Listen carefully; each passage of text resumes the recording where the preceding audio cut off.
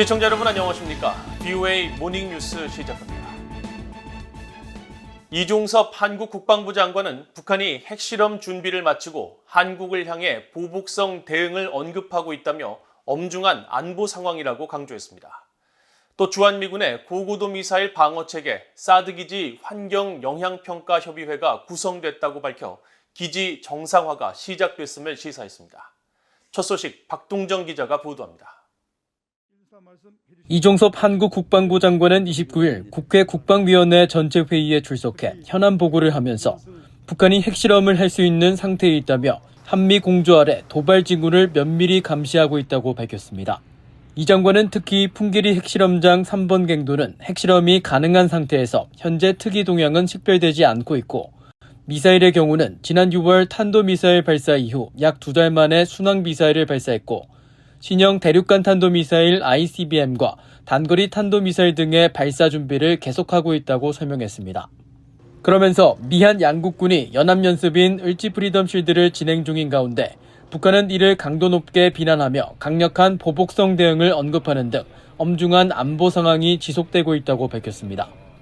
이 장관은 또 북한이 접경 지역에서는 최근 집중호우로 피해를 본 경계시설물 보수에 집중하고 있으며 중심 지역, 즉 후방에서는 을지 프리덤 실드 훈련에 대응해 근무를 강화하고 하계 훈련과 코로나 방역 등을 병행하고 있다고 설명했습니다. 또 북한이 대내적으로 방역 전쟁 종식 승리를 공식화하고 한국 정부의 담대한 구상의 거부 의사를 공식 표명하면서 대남 비난을 지속하고 있다고 평가했습니다. 이 장관은 이어 미한 연합 연습과 관련해서는 한국군이 5년 만에 정부 연습과 미한 연합 군사 훈련을 통합 시행해 과거보다 훈련의 범위와 규모를 확대함으로써 유사시 국가총력전 수행 능력을 실질적으로 배양하고 있다고 밝혔습니다. 이 장관은 경북 성주에 배치된 주한미군의 고고도 미사일 방어체계 사드 기지에 대한 환경 영향평가 조사 착수 내용도 밝혔습니다. 이 장관은 사드는 중국과의 관계 때문에 어려움이 있다는 것은 분명하다면서도 사드 배치의 근본 이유는 북한의 핵과 미사일 위협 때문이고 그것이 없어지면 굳이 사드가 여기 있을 필요가 없다면서 성주 사드 기지 정상화의 당위성을 설명했습니다. 성주 사드 기지의 일반 환경 영향 평가는 전임 문재인 정부가 2019년 주민 반대와 중국의 반발이 거세지자 평가를 위한 협의회 구성을 미뤄왔습니다. 일반 환경 영향 평가가 끝나야 현재 컨테이너 막사 등으로 이뤄진 기지의 보강과 중축 공사가 가능해지는데 한국 정부는 환경 영향 평가와 함께 공사 차량과 식량, 식수 등을 지상으로 들여보낼 수 있는 지상 접근권 보장 등 기지 정상화 작업에 속도를 내고 있습니다. BOA 뉴스 박동정입니다. 다음 달 한국 서울에서 2022 서울 안보대화가 개최돼 북한의 완전한 비핵화와 우주안보, 사이버 안보 등을 논의할 예정이라고 한국 국방부가 29일 밝혔습니다. 올해 주제는 복합적 안보 위협에 대한 국제사회의 연대를 통한 대응으로 북한의 완전한 비핵화를 위한 전략적 국제 공조와 접근 방향을 비롯해 인도태평양 지역의 신뢰 재구축을 위한 협력 모색 방안 등이 논의될 예정입니다. 특히 국방 우주 분야 국제 협력 활성화를 위해 서울 안보대화 우주안보 워킹그룹이 올해 처음으로 개최되며 2014년부터 지속되어 오다가 지난 2020년 중단됐던 서울 안보대화 사이버 워킹그룹도 3년 만에 재개될 예정이라고 한국 국방부는 전했습니다. 신범철 한국 국방부 차관은 올해 윤석열 정부에서 최초로 인도태평양 전략 프레임워크를 구상하는 가운데 서울 안보대화에서 영내 공통 안보 과제를 인식하고 국제협력을 강화하는 방안을 심도 있게 논의하게 될 것이라고 밝혔습니다. 북한이 인도에서 50kg짜리 20만 포대에 달하는 만여 톤의 쌀을 수입하기 위해 선박을 수배 중인 것으로 확인되었습니다. 중국이 아닌 제3국에서 대규모의 쌀을 들여오는 것은 이례적인데 최근 또다시 제기되는 북한의 식량난과 관련이 있는지 주목됩니다. 함지하 기자가 보도합니다. 최근 선박업계 관계자들에게 전달된 선박 수배 안내문, 즉 화주가 선박을 찾기 위해 낸 공고를 BOA가 입수했습니다. 이 공고에 따르면 해당 화주는 인도 동부 비샤카파트남항에서 북한 남포로 쌀 10,000톤을 운송한다는 계획을 알렸습니다. 쌀은 50kg 포대 단위고 희망 출항일은 9월 25일부터 30일 사이로 안내됐습니다. 쌀 10,000톤이 50kg씩 분산될 경우 포대의 수는 20만 개인데 일반적으로 통용되는 10에서 20kg 포장 단위로 환산하면 북한이 수입을 추진 중인 쌀의 양은 50만에서 100만 포대에 달합니다. 선박업계 관계자는 이 공고문과 관련해 북한이 일반적으로 소비하는 단립종 쌀이 아닌 인도와 파키스탄, 이집트, 베트남, 태국 등에서 생산되는 장립종 쌀을 수입하려는 것으로 보인다고 말했습니다. 그러면서 출항지인 비샤카파트남항 일대가 9월 말까지 몬순 기간이라 장마가 끝난 시점부터 쌀을 운송하려는 계획인 것 같다고 예상했습니다.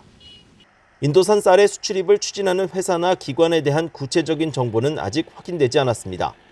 북한이 일반 회사를 통해 대규모 쌀을 수입하는 정황일 수도 있지만 인도 정부나 국제 원조기구 등이 인도주의적 차원에서 식량 지원에 나섰을 가능성도 배제할 수 없습니다. 선박업계 관계자는 북한으로 향하는 인도적 식량 지원품의 경우 공고문 첫 줄에 세계 식량 계획 WFP와 같은 공신력 있는 기구나 기관의 이름이 기재돼 대북 제재 등 북한 관련 논란을 막는데 이번 공고문에는 기관명 등이 기재되지 않았다고 덧붙였습니다. 북한이 중국이 아닌 제3국에서 쌀을 대규모로 들여오는 것은 이례적인 일로 최근 몇 개월간 부각되어 온 식량난에 따른 움직임인지 주목됩니다. 유엔 식량농업기구 FAO는 지난달 발표한 작황 전망과 식량 상황 분기 보고서에서 북한을 외부 식량 지원이 필요한 나라로 재지정했습니다. FAO는 신종 코로나 바이러스 감염증의 세계적 대유행 확산 통제 조치로 경제적 제약이 늘면서 필수 농산물과 인도적 물품 수입이 크게 감소해 북한 주민들의 식량 안보 취약성은 더욱 커졌다고 밝혔습니다. 또 지난 4월과 5월 사이 북한의 강수량이 평균 이하를 기록하면서 2022년 작물 수확 활동에 지장을 주고 있다고 덧붙였습니다. 북한은 지난달 중국에서도 많은 양의 쌀을 수입했습니다. BOE가 중국 해관청서의 북중 무역 세부 자료를 살펴본 결과 북한은 7월 한 달간 중국으로부터 미화 515만 5,500달러어치 약 10,000톤의 정미를 수입했습니다.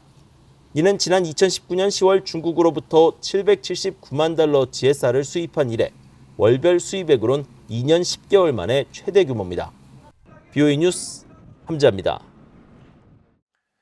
미국의 인플레이션 감축법 제정으로 유럽과 한국산 전기차가 보조금 지원 대상에서 제외돼 한국 업체에 큰 타격이 불가피한 상황이 되자 이 문제가 미국과 한국 정부 간의 쟁점이 되고 있습니다. 미국 내 전문가들은 이 문제가 미한 관계에 미칠 여파를 가늠하기에는 아직 이르다면서 양측이 미한 자유무역협정, FTA 등 양자 차원에서 해법을 모색해야 한다고 지적했습니다. 박형주 기자가 보도합니다. 조 바이든 대통령이 지난 16일 서명한 인플레이션 감축법은 기후변화 대응 차원에서 2030년까지 온실가스 배출을 2005년 대비 40% 감축하는 목표를 달성하기 위해 3,690억 달러를 투입하는 내용이 핵심입니다. 여기에는 전기차 보급 확대를 위해 일정 요건을 갖춘 중고 전기차에 최대 4,000달러, 신차에는 최대 7,500달러의 세금 혜택을 주는 내용이 포함됐습니다.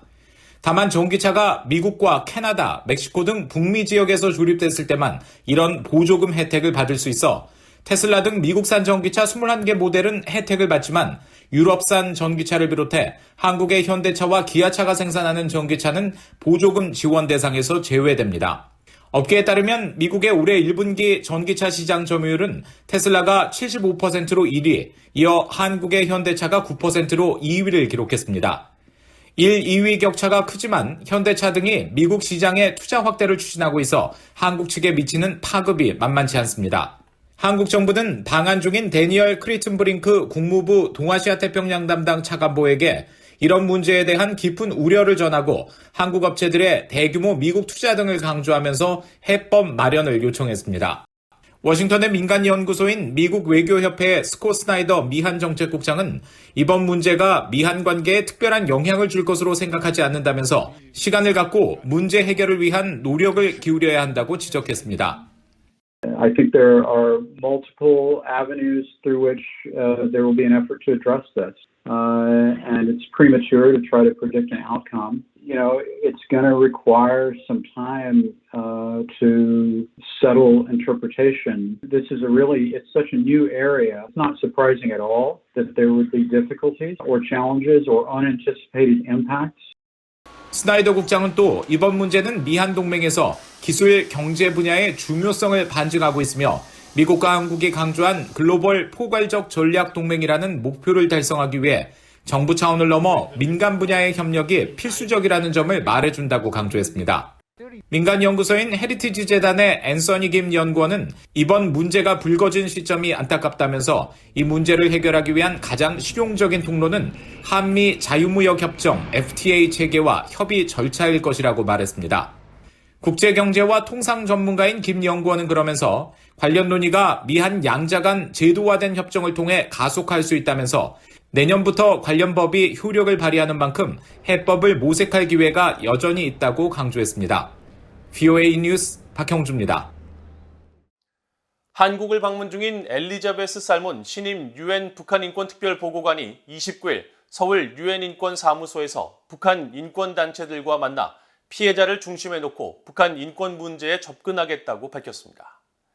살몬 보고관은 면담 모두 발언에서 이번이 첫 번째 방한인 만큼 여러 단체와 관계자들을 만나 북한 인권 상황을 파악하고 이를 다음 달에 열리는 유엔 총회 보고서에도 반영할 것이라면서 앞으로도 피해자들과 꾸준히 연락할 것이라고 말했습니다. 이날 면담에는 전환기정의 워킹그룹과 물망초, 북한인권 시민연합 등을 비롯해 한국 내 11개 북한인권단체가 참석했습니다. 단체들은 전임 문재인 정부 시절 강제 북송된 북한어민 2명의 생사 여부와 소재를 북한에 요구하고 한국해양수산부 공무원 이대준 씨가 북한군 총격으로 사망한 사건에 대해 북한을 상대로 발포 명령을 내린 지휘관을 확인하는 등 철저한 진상조사와 책임 추궁을 해줄 것을 살몬 보고관에게 요청했습니다. 북한 핵 문제와 관련해 한반도의 완전한 비핵화 등의 내용이 담겼던 10차 핵 확산 금지 조약 NPT 평가회의가 최종 선언문이 러시아의 반대로 채택되지 못한 채 종료됐습니다. 미국 뉴욕 유엔 본부에서 지난 1일부터 4주 동안 진행된 제10차 NPT 평가회의는 최종 선언문을 채택하지 못한 채 종료됐다고 26일 구스타보 질라우비넨 NPT 평가회의 의장이 밝혔습니다. NPT 평가회의는 만장일치제를 채택하고 있어 최종 선언문 채택을 위해서는 191개 회원국이 모두 찬성해야 합니다. 한편 미국 대표단을 이끌었던 애덤 셰인먼 대통령 핵 비확산 특별대표는 26일 마지막 회의에서 러시아의 반대로 최종 선언문에 대한 합의가 이루어지지 못했다고 규탄했습니다.